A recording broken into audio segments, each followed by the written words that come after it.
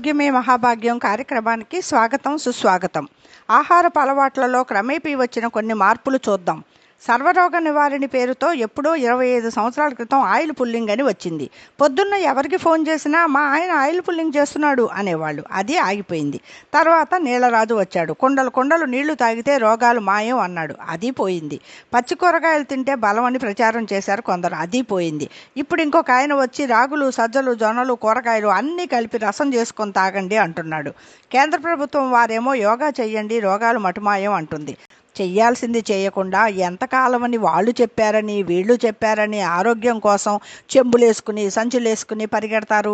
ఇకనైనా పరుగులాపి ప్రశాంతంగా జీవించండి. మన పూర్వీకులు అన్నీ తిని చక్కగా పని చేసుకున్నారు. మనం మాత్రం పని మాని ఇలాంటి వాటి వెనుక గంతులేస్తున్నాం. నిజం గ్రహించరా నలుడా. ఈ కార్యక్రమం ఇంతటితో సమాప్తం. మూలం ఒక వాట్సాప్ మెసేజ్. వాచకం బాలమ్మ.